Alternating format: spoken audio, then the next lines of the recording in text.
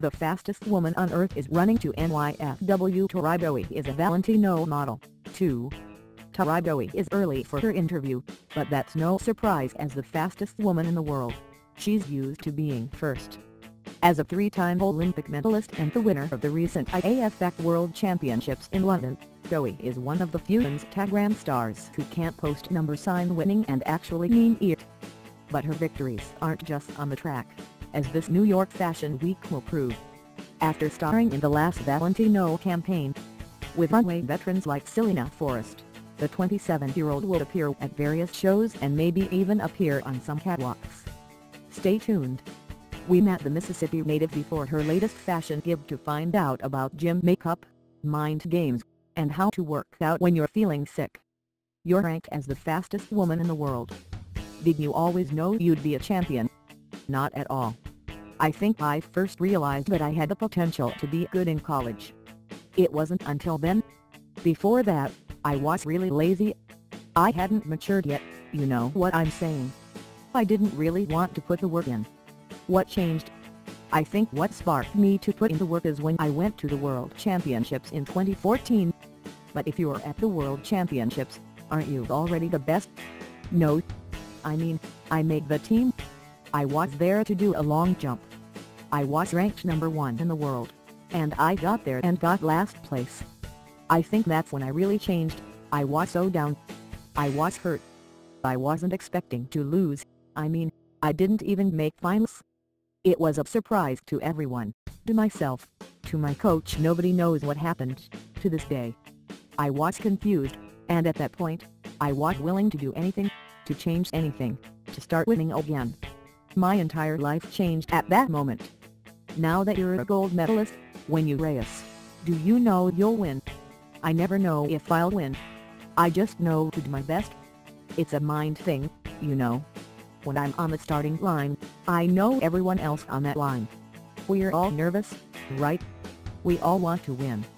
But you want to be the person who can't bury those nerves and act like they don't exist. That's what I do. Even though I'm nervous, I try to pretend. You have to bury nerves, because they can either destroy you or give you that extra boost. You have to use your nerves in a good way. Don't let them destroy you. How did you get into the fashion scene? I was kind of a tomboy. I was the girl in middle school with the floods on. I wasn't fashionable at all. Nails were my first love. They're the thing I cannot go without. After I started loving nails, I started getting really into their weaves and scarves, headbands.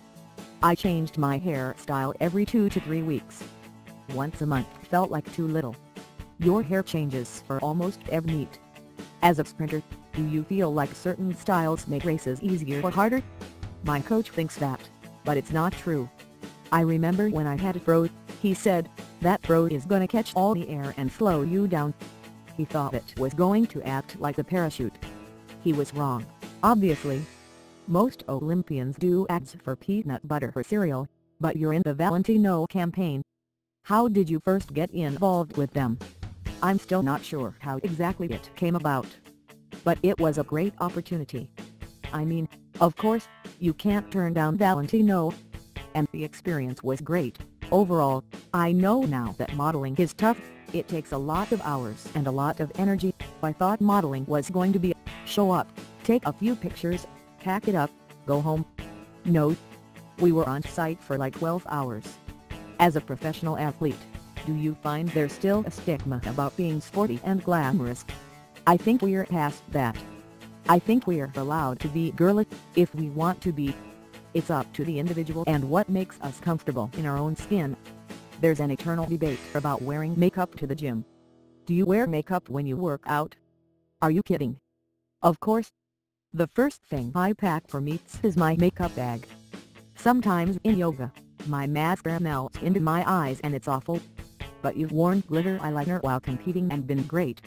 Yeah, I haven't had any issues. My mascara is waterproof, but it's not fancy. It's right out of the drugstore, and it works just fine for me. I do mascara, I do lipstick, I do eyeliner and a little powder, and I fill in my eyebrows because mine are a little thin. I love makeup. It's always part of my pre-game routine.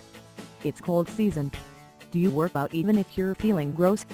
Yeah, If it's not serious, on some days if I'm not feeling well, I still end up going to the track. And most of the time, when I do the workout, I end up feeling better. What gets you out of bed when you really don't want to move?